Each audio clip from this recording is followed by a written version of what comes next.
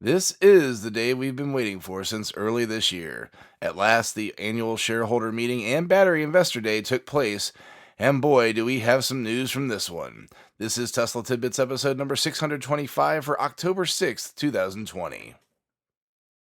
I want to give one final shout out to my supporter Richard, who has been a long standing sponsor of the show and has brought that support to a close.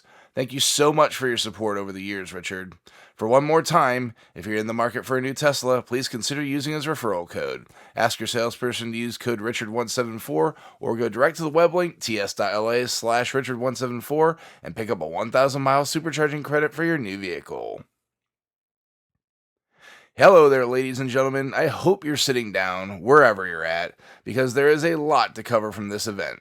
This is easily going to be my longest show ever, but there was so much content on Battery Day, it was unavoidable. Some of the info is not as sexy as other bits, to be sure, but if you're an investor in the company or just someone rooting for Tesla's long term survival, today was a good day. First off, before we get to anything that was announced, let's talk about how those who got to attend in person were able to see the event. Given COVID precautions require proper physical distancing, we knew that it would be hard to accommodate a lot of people, and thus why there was a drawing to see who would be permitted to attend. Tesla ensured there would be no criticism of its precautions, as each attendee received their own Tesla to sit in, and the presentation was given from a parking lot. Each car had customized software that allowed you to see the presentation in car if you wished, as well as watching the event in the flesh, so to speak. Throughout the event, many attendees signaled their exuberance toward various announcements, with honks representing normal applause, which you may get to hear in some of the audio. It reminded me of leaving a big football game after your team won, honking all the way home. So I'm going to warn you ahead of time in case you're listening to this in your car. There's a lot of honking you may hear at some points of the show, and it's this audio, not real life. The day was split into two portions. First was the standard annual shareholder meeting that is held each year. This is where the board brings issues to shareholders to vote on, and shareholders can directly ask questions back of the company leadership. This is otherwise known as the boring part of the presentation every year, where the business of running Tesla is completed before the fun part, where shareholders ask questions, begins. There was no drama with any of the issues. Everything that the board recommended was followed, with one exception. There was an issue at hand that would change the way that shareholder voting results are determined. The company currently requires a supermajority in some instances in order for some votes to succeed. This proposal wished to eliminate this requirement, only requiring a simple majority in all matters. Shareholders agreed with the proposal, however, this was only an advisory vote, so the actual vote will have to come at a later shareholder meeting. Another interesting bit that came out in the proxy information came in issue 2, which was the approval of an advisory vote on executive compensation. Some have speculated that Elon had triggered 2 or even 3 of the stock option awards granted to him by the shareholders in 2018. As it turns out, Elon has only qualified for 1 of his option awards at this time, per that document. With the business out of the way, Elon hit the stage to give his presentation on the state of the company. The first thing of note I wanted to call out was Elon's gratitude to those involved with Giga Shanghai. The figure has always been a bit nebulous, but Elon pinpointed that the factory went from dirt pile to volume production, not just spitting a few cars out, in 15 months. So we do now have a more exact standard set for Giga Berlin and Giga Texas to shoot for. Elon further gave praise for the factory, making this year as good as it's been for Tesla. In terms of our ability to create a factory, huge kudos to the Tesla Shanghai team for being able to go from literally a dirt pile to volume production in 15 months. It's like, damn. Yeah. So, and I think something that's really quite noteworthy here is Tesla is the only foreign manufacturer to have a 100% owned factory in China. So this is often not well understood or not appreciated, but to have the only 100% owned foreign foreign factory in China is a really big deal, and it's paying huge dividends here. So we really wouldn't have the results that we have had this year without the great efforts of the Tesla China team. So I'm super appreciative of that. And we'll see the Shanghai factory continue to scale quite a bit from where it is right now. I think we really could expect that to be, over time, a factory that produces over 1 million vehicles a year. There's no doubt that Giga Shanghai saved Tesla's bacon in the second quarter. With Fremont shut down for literally half the quarter due to the COVID-19 pandemic, there's no way the company would have otherwise had a profitable quarter. Q3 will be very interesting, considering both factories are now finally at volume production. Also interesting is the prediction that the factory will one day see a production of 1 million vehicles per year. Given the demand in China, this is not far fetched, though, given the size of China, I'm a little surprised they wouldn't rather have multiple smaller factories in various regions. Elon went next to Model Y, confirming what we already know, that this was the smoothest rollout for a new product in the company's history. Let's see. So we also reached in the past year volume production of the Model Y, and this was the smoothest launch that we've ever had. So I think we're definitely getting better at new vehicle launches and building factories and scaling production. As you've heard me say before, it's the hardest thing is scaling production, especially of a new technology. It's insanely difficult. Making a prototype is relatively easy, and if I think of like what is the real achievement of Tesla in sort of car company terms, it's like it wasn't making sort of exciting prototypes. It was that Tesla was really the first company in about a century in the U.S., the first U.S. company in the U.S. to reach volume production and be sustainably profitable. Like the crazy thing is this has really not happened in 100 years. That's the actual super hard part. And we now have 4 vehicles in volume production, S3 XY. So also the toughest joke, I think maybe ever. It was a very difficult joke to make. The rest of the company update portion of the day was a lot of things that we've already heard about, such as the gigafactories in the process of being built, autopilot rewrite, etc. With that done, it was time to move on to the Battery Day portion of the presentation. After a brief intermission, Elon returned to the stage with Drew Baglino, the Senior Vice President of Powertrain and Energy Engineering, to talk the batteries. The high points of the presentation were the 5 ways that Tesla has increased energy density in its cells, while simultaneously significantly reducing the cost of the whole battery pack. So let's get started. We have a plan to halve the cost per kilowatt hour. Yeah. And it's not a plan that rests on a single innovation, some research project that'll never see the light of day. It's a plan that has taken creative engineering and industrialization across every facet of what makes a cell into a battery pack, from raw material to the finished thing.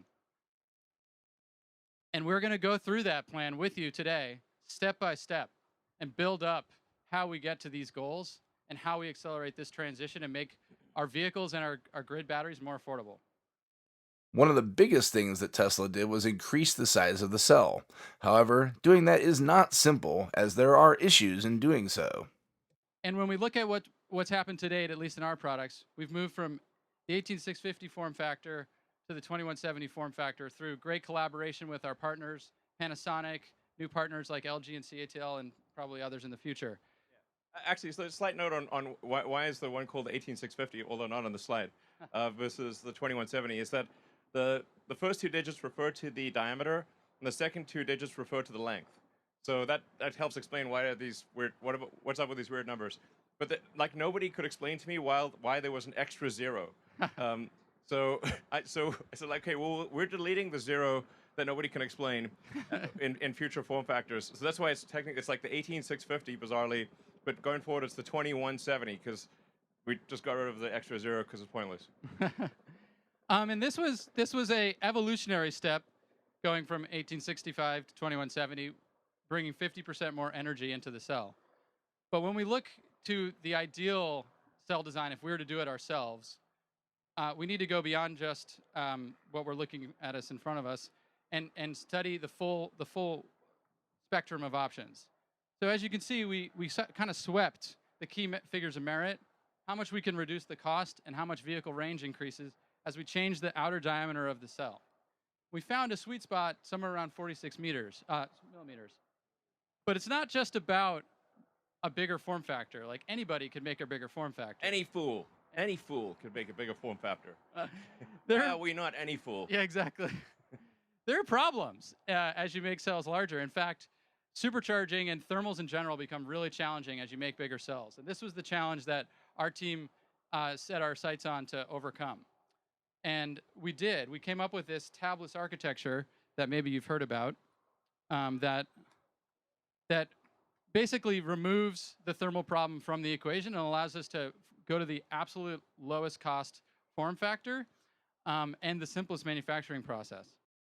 Yes, the tabless architecture that was rumored in a lot of articles is finally revealed. They actually had been teasing this through backgrounds on the presentation that were released early and on the shirts they were wearing, as you'll hear. And this is what we mean when we talk about tabless. Kind of a beautiful thing.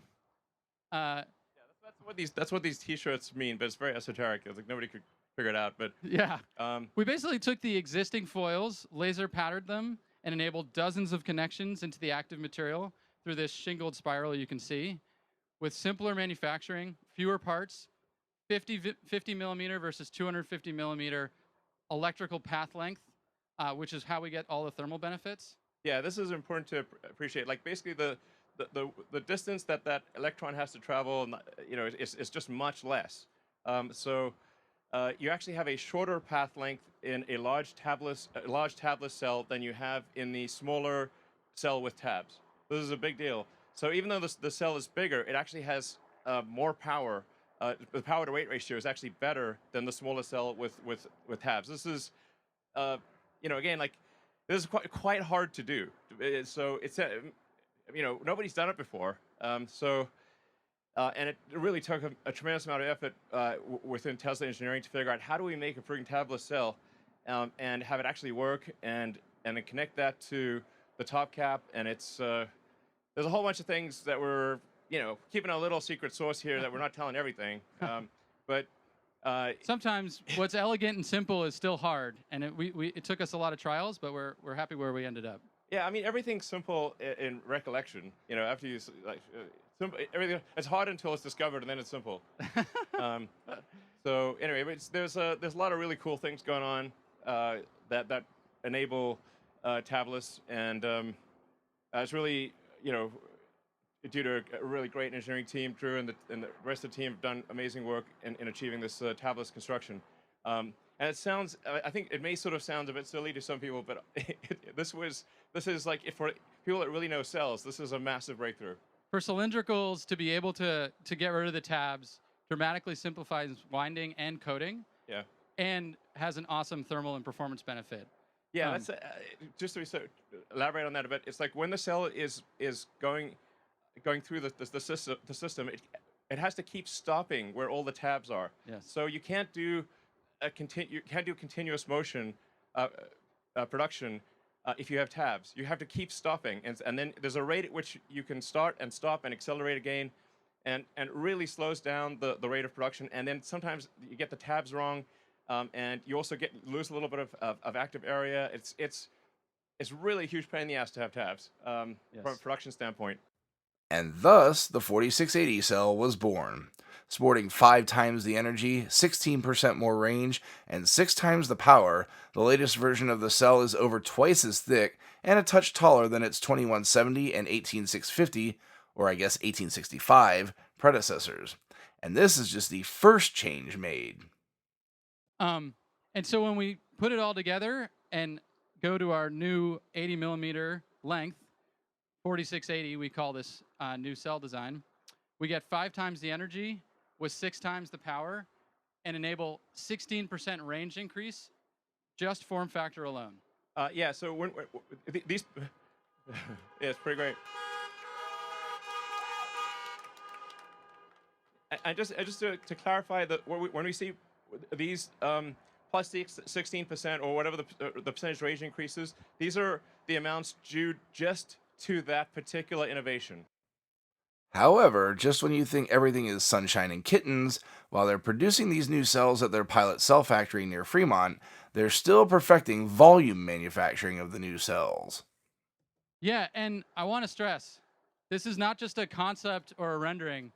We are starting to ramp up manufacturing of these cells at our pilot 10 gigawatt hour production facility just around the corner. Yeah.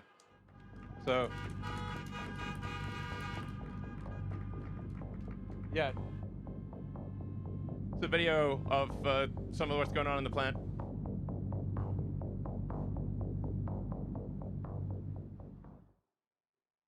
Now, I mean, to be clear, it will take about a year to reach the 10 gigawatt hour capacity. So this is important to appreciate. Like when you build a factory, there's a certain capacity that you design to, and then it takes some period of time to actually achieve that capacity. So I would say it's probably about a year before we get to the 10 gigawatt hour annualized rate with the pilot plant. And this is just a pilot plant. The actual production plants will be more on the order of maybe 200 gigawatt hours, maybe more over time. Moving on to the next improvement, it's the factory itself. The four main processes in a cell factory are the electrode, winding, assembly, and formation processes. Tesla says it's improved all four processes in its new prototype factory. Starting with the electrode process, it's a process that takes a lot of effort, even automated. Tesla's innovation is removing what is known as the wet part of this process and simply skipping to the dry part. This removes a massive oven and a solvent recovery process, removing both time and required equipment required by the process. But again, this isn't a slam dunk. I mean, it's hard, actually, just to be clear. If this was easy, everyone would do it. So it's not like dry coating electrode is actually easy. It's actually very hard to do what appears to be a simple thing. And it's worth noting, like, we did acquire Maxwell as like a little over a year ago, I guess. And it's certainly a good company and everything, but the dry coating they had was like is like sort of I would call proof of concept. Since the acquisition, we've actually revved the machine that does dry coating 4 times. So we're in revision 4 post acquisition of the machine, and there's still a lot of work to do. So I would not say this is like completely in the bag. It's still a lot of work to do, and as you go from like benchtop to lab to pilot to volume production, there are actually major issues that you encounter at every level. It's not like you make something work on your bench and bingo, now you can make a bazillion of it. Absolutely. It's insanely difficult to scale up. Yeah, yeah, but if you do scale it up, yeah, what you saw before becomes this. yeah. So you can see the motivation. A 10 times reduction in footprint, a 10 times reduction in energy, and a massive reduction in investment. But as Elon was saying, simple is hard. Yeah. Yeah, I mean, to be clear, I would like not say that right now it's just totally working. It's close to working, but it's not even now. At the pilot plant level, it is close to working. Well, it's fair to say it does work, but with not a high yield. So we're still ironing out the kinks, but we made tens of thousands of cells, thousands of kilometers of electrode. I mean, we are on the 4th generation of the equipment, so we've learned a lot along the way. Yeah. I mean, it is super demanding because every atom has its place if you want to deliver the energy density and the cycle life and the supercharging. Yeah.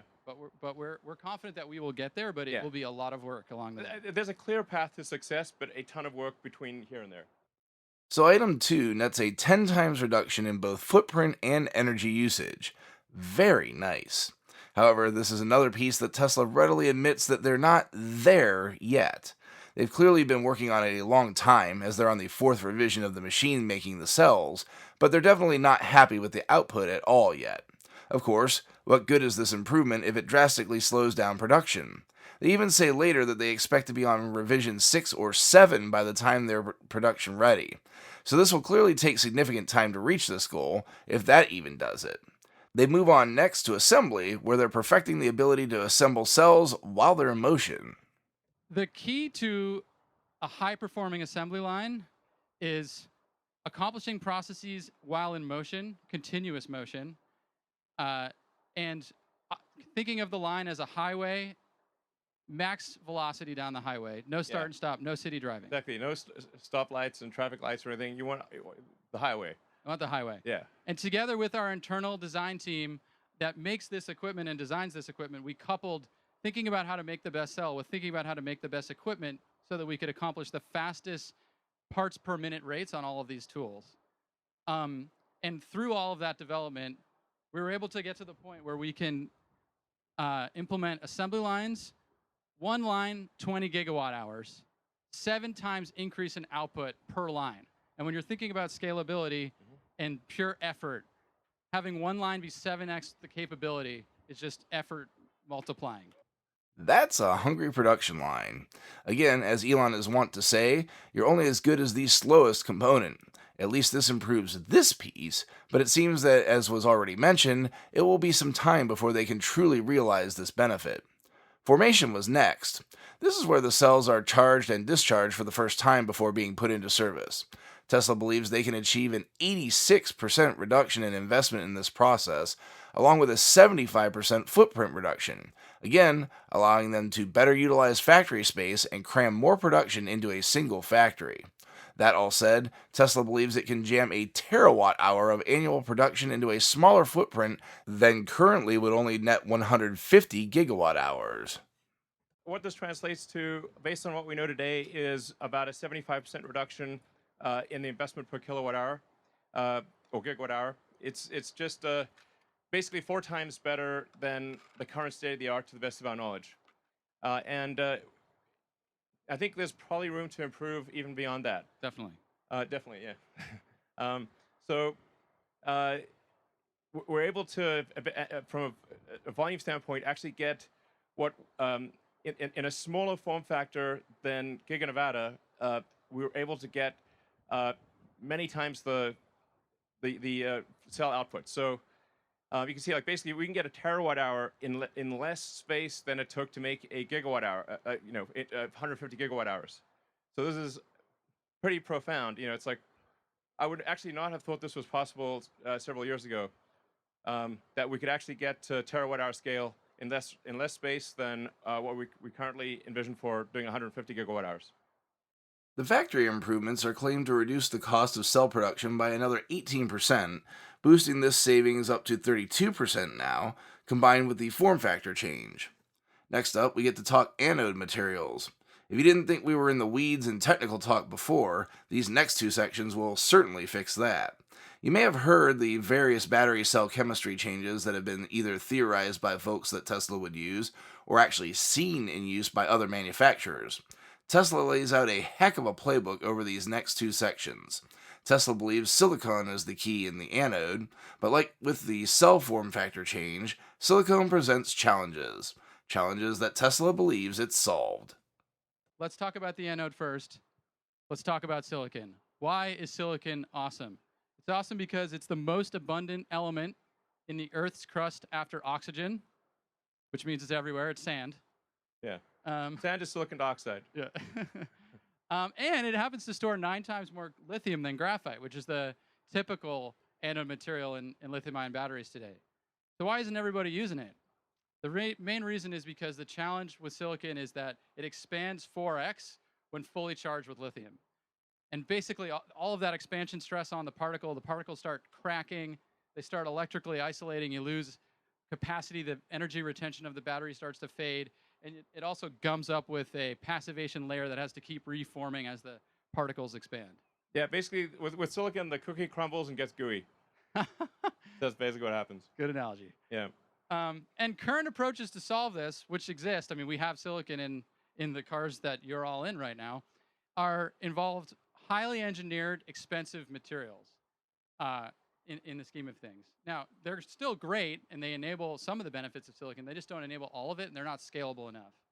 And you can see some of the things that maybe you've heard of, SiO, silicon with carbon, or silicon nanowires. I mean, that's kind of the space right now. What we're proposing is a step change in capability and a step change in cost. And what that really is to just go to the raw metallurgical silicon itself. Don't engineer the base metal. Just start with that and design for it to expand in how you think of the particle in the electrode design and how you code it. Yeah, and I'm not sure if you saw this. Basically, $1 per kilowatt hours. Yeah.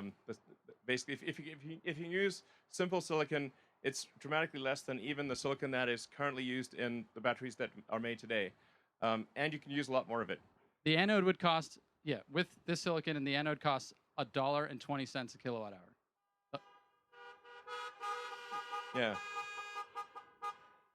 And how does it work? Start with raw metallurgical silicon, stabilize the surface with an elastic ion conducting polymer coating that is applied through a very scalable approach. No like chemical vapor deposition, no highly engineered high capex solutions, and then integrated into the electrode through a robust network formed out of a highly elastic binder. And in the end, by leveraging this silicon to its potential, we can increase the range of our vehicles by an additional 20%, just this improvement. Yeah, it gets cheaper and longer range. $1.20 per kilowatt hour is massively impressive, considering what you couldn't hear that was displayed on the board behind the presenters. The cheapest of the other three common silicone integrations was $6.60 per kilowatt hour. Next was $10.20 per kilowatt hour. And lastly, over $100 per kilowatt hour. So being a fifth of the cost of the current best integration is pretty outstanding. And on top of this, we unlock another 20% range boost and reduce the total cost of cell production another 5% to jump up to a 37% reduction in total with 2 more improvements to go. Wow. Next up, we head to the cathode geekery. The cathode is a big deal because this is the part of the lithium-ion battery cells that is not only the least sustainable, but has human rights implications as well with the mining of cobalt. Tesla has long promised to totally eliminate cobalt from its cells, and it's finally done so. Drew and Elon gives us a great explain it like I'm 5 explanation of what the cathode is. Let's talk about cathodes. What is a battery cathode? Cathodes are like bookshelves where the metal, the nickel, the cobalt, the manganese, or aluminum is like the shelf, and the lithium is the book. And really, what sets apart these different metals is how many books of lithium they can fit on the shelves and how sturdy the shelves are. Cobalt is a... Yeah, sorry, I was going to say, like, it's tough to exactly figure out what the right analogy is to explain cathode and anode, but a bookshelf is probably a pretty good one, in the sense that you need a stable structure to contain the ions. So you want a structure that does not crumble or get gooey, or basically that holds its shape in both the cathode and the anode. As you're moving these ions back and forth, it needs to retain its structure. So if it doesn't retain its structure, then you lose cycle life and your battery capacity drops very quickly. Now, to set the stage for some of the following audio, behind Elon and Drew is a graph showing the cost per kilowatt hour of iron, cobalt, and nickel for the cathode. Iron is super cheap but doesn't have much capacity, not quite half of cobalt and nickel. Cobalt comes in just behind nickel in capacity, but nearly 6 times the cost of iron.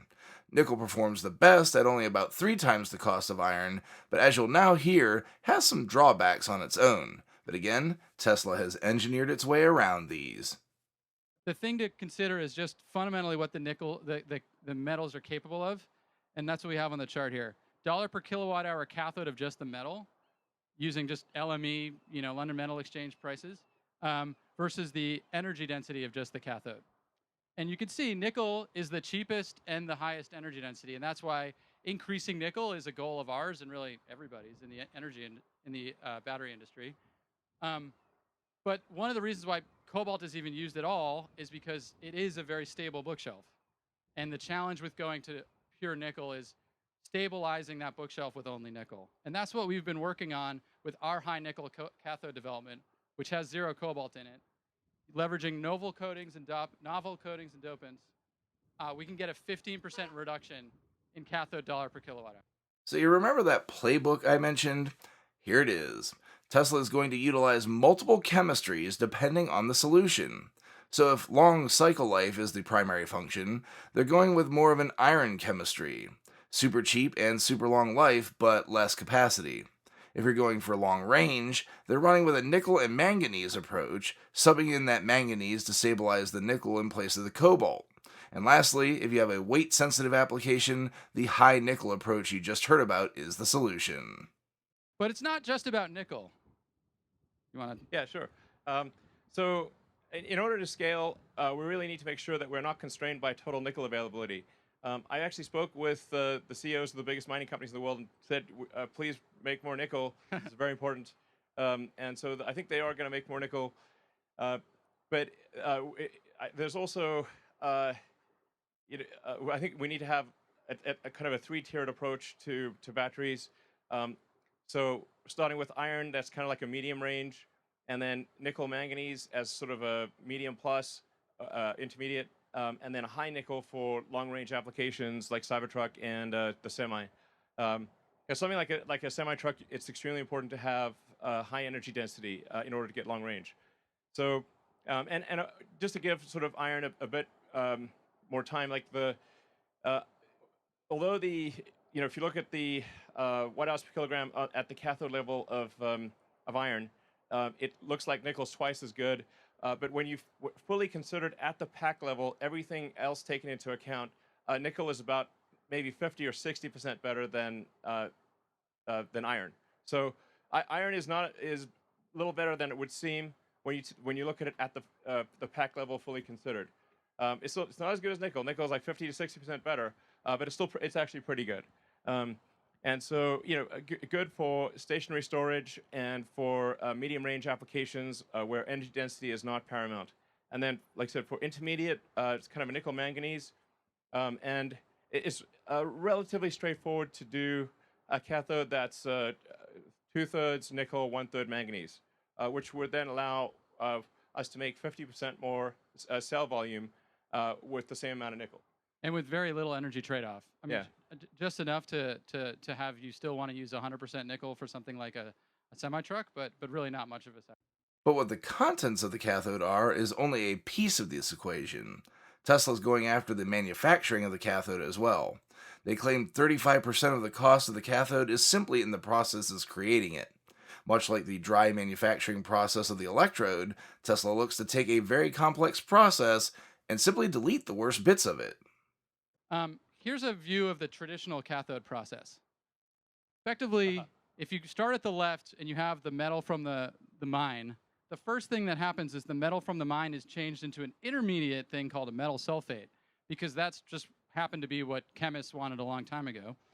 And then when you're making the cathode, you have to take this intermediate thing called metal sulfate, add chemicals, add a whole bunch of water, a whole bunch of stuff happens in the middle, and at the end, you get that little bit of cathode and a whole bunch of wastewater and byproducts. Yeah, it's insanely complicated. If you look at the total, like if you're just like, it's a small world journey of I am a nickel atom. What happens to me? And it's crazy. Like you're going around the world 3 times. There's like the moral equivalent of like digging the ditch, filling the ditch, and digging the ditch again. It's total madness, basically. And these things just grew up as they're just kind of like legacy things that it's like how it was done before.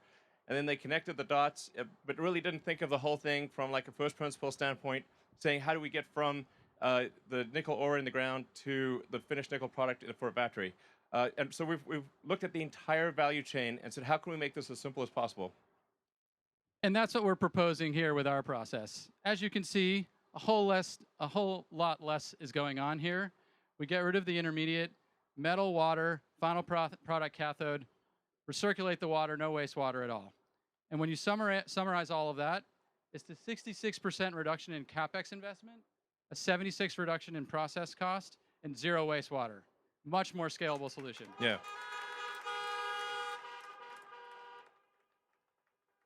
And then when you think about the fact that now we're actually just directly consuming the raw metal nickel powder, it dramatically simplifies the metal refining part of the whole process.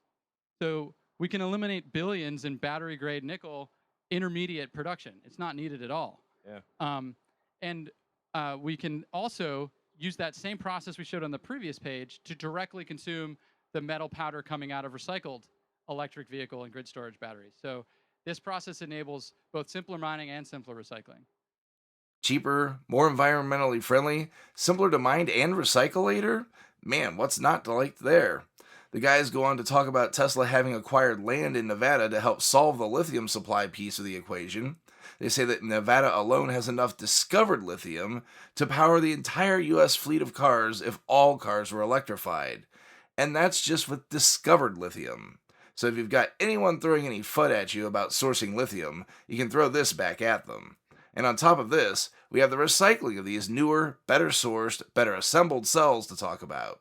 All of a sudden, it becomes better to actually recycle than to mine new raw materials, which will eventually help with sourcing these raw materials in the future, again, while bringing down total costs. And eventually, as we said at the beginning, when we get to this steady state 20 terawatt hours per year of production, we will transfer the entire non-renewable fleet of both power plants, home heating and battery and industry heating and vehicles to electric. And at that point, we have an awesome resource in those batteries to recycle to make new batteries. So we don't need to do any more mining at that point. And you can see why. Yeah. The difference in the value of the material coming back from the vehicle versus the ground, you'd always go to the vehicle. And we recycle 100% of our vehicle batteries today.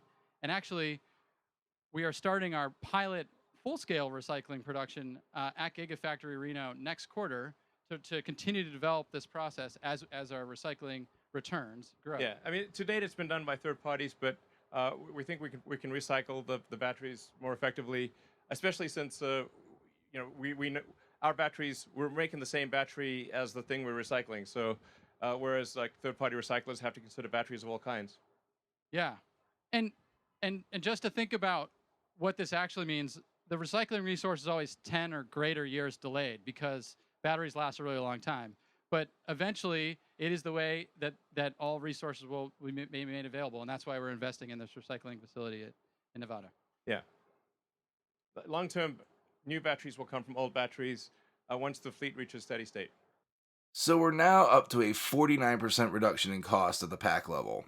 Finally, we see something that we've not really heard of previously, which is better integration of the cell into the vehicle. We already know about the improvements to the rear of Model Y to single stamping, but Elon actually confirms the rumor we heard about the front becoming a single stamp as well. But that's just one component to this equation. So it starts with having a single piece casting, or a single piece casting for the front body and the rear body. And in order to do this, we commissioned the largest casting machine that has ever been made. And it's currently working just over the road at our Fremont plant. We have it's pretty sweet. Making the currently making the entire rear section of the car as a single piece, high pressure die cast aluminum. And in order to do this, we actually had to develop our own alloy because we wanted a high strength casting alloy that did not require coatings or heat treatment. This is a big deal for castings, especially with a large casting. If you heat treat it afterwards, it tends to deform. It kind of like does this like potato chip thing. So it's very hard to keep a large casting to have its shape. So in order to achieve this, there was no alloy that existed that could do this. So we developed our own alloy, a special alloy of aluminum that has high strength without heat treat and is very castable. So that's a great achievement of our materials team. In fact, in general, we've got a lot of advanced materials coming for Tesla, that new alloys and materials that have never existed before. So you're basically making the front and rear of the car as a single piece, and then that then interfaces to what we call the structural battery, where the battery for the first time will have dual use. The battery will both have the use as an energy device and as structure. This is absolutely the way things are done. In the early days of aircraft, they would carry the fuel tanks as cargo. So the fuel tanks actually were quite difficult to carry. They were like basically worse than cargo. You had to kind of bolt them down. It was very difficult. And then somebody said, "Hey, what if we just make the wing tanks? What if we just make the fuel tank in wing shape?" So all modern airplanes, the fuel tank, your wing is just a fuel tank in wing shape. This is absolutely the way to do it. And then the fuel tank serves as dual structure, and it's no longer cargo. It's fundamental to the structure of the aircraft. This was a major breakthrough. We're doing the same for cars. All of that you just heard translates into a 10% mass reduction of the vehicle, resulting in a 14% range increase opportunity, and dropping a staggering 370 parts from the vehicle, making it much simpler on the manufacturing side. Additionally, the factory again benefits, needing 55% less investment per gigawatt hour and 35% less floor space, which is yet another way they plan to jam so much production into a single factory. All of this finally combines into a spectacular plan that increases the range of Tesla battery packs and reduces their cost dramatically. All right, so stacking it up, we're not just talking about cost or range. We've got to look at all the facets. So range increase, we're unlocking up to 54% increase in range for our vehicles and energy density for our energy products.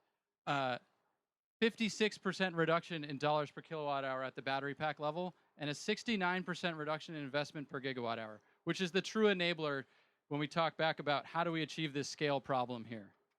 What a phenomenal result. However, as I've been cautioning the entire show, this is not ready for prime time and will not be for some time.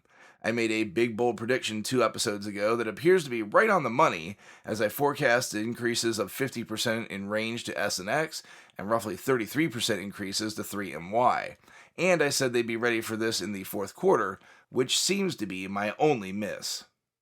And now, to be clear, it will take us probably a year to 18 months to start realizing these advantages, and probably to fully realize the advantages, probably it's about 3 years or thereabouts. So, it's not like if we could do this instantly, we would. But it's really I think what this bodes for, it just really bodes well for the future, and means that the long-term scaling of Tesla and the sustainable energy products that we make will be massively increased. So, what tends to happen as companies get bigger is things tend to slow down. Actually, they're going to speed up. So it's a great roadmap for the future, but it's just that, a roadmap for the future. We'll see these improvements integrate over several years. This isn't something that they're just going to flip a switch on and bam, we'll start getting 600-mile Model S's pouring out of the factory. But it ultimately enables another very important thing. What does it mean for what does this mean for our future products? So, we're confident that long term we can design and manufacture a compelling $25,000 electric vehicle. So, this has always been our dream from the beginning of the company. I even wrote a blog piece about it, because our first car was an expensive sports car, and then it was slightly less expensive sedan, and then finally sort of a, I don't know, mass market premium, but like the Model 3 and Model Y. But it was always our goal to try to make an affordable electric car, and I think probably, like I said, about 3 years from now, we're confident we can make a very compelling $25,000 electric vehicle that's also fully autonomous. While this has been talked about in conjecture for a while, Elon just put a pin on the timeline to what will truly be the EV for everyone, a $25,000 Tesla that I'm dubbing Model Next right now, in the absence of a good name.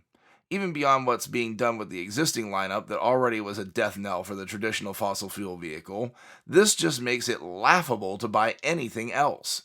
When you can buy a new EV that can by that point likely truly drive itself for the price of a Toyota Camry, why in the world would you get anything else? But Elon wasn't done with the treats just yet. Say hello to the ordering availability of the Plaid Model S. They played a brief video of the Model S Plaid blistering the track at Laguna Seca, one of the world's most iconic race courses. The video shows the Model S Plaid with a sub 2 second 0 to 60, top speed of 200 miles per hour, and a sub 9 second quarter mile, and outputting over 1100 horsepower from its 3 motors. All of that muscle, and if you drive it nicely instead of like you stole it, you'll get a range of more than 520 miles. Wow. This is nearly having the Roadster as a family car. Lastly, it clocked a lap time at Laguna Seca of 1 minute 30.3 seconds, which is good for 12th overall on the all-time list of all cars, and less than 3 seconds behind the fastest production car to ever run the track. That was a 1 minute 27.62 time belonging to the McLaren Senna, but of course, that car starts at $1 million. The Plaid Model S, on the other hand, can be had for a comparative steal starting at $139,990 and totally decked out at $156,490. You want to talk about a sleeper car if you have the money? This is it. Nothing on the road will touch it. It's insane. Well, I guess, no, it's not. It's plaid, and it ships at the end of next year. With that, the Q&A portion of the day came and went without any major bombshells, or at least any that would warrant my adding any more time to this episode already. Lastly, for this show, I want to leave you with a quote from Elon at the end of the investor portion of the day. If folks haven't figured it out yet, Elon again puts it in plain English what Tesla's goal is and what this day meant to that end. While a lot of this technology is not yet perfected, Elon has yet to fail at delivering on a promise, even if that success takes more time than originally planned. The fundamental good of Tesla, it's like if you look back in history and say, what good did Tesla do? The good will be to by how many years did we accelerate sustainable energy? That's like the true metric of success. It matters if sustainable energy happens faster or slower. And so that's really like how I think about Tesla and how we should sort of assess our progress. By how many years did we accelerate sustainable energy? And what we're going to talk about with batteries and a few other things will really explain how we're going to make a step change improvement in the acceleration of sustainable energy. Thank you.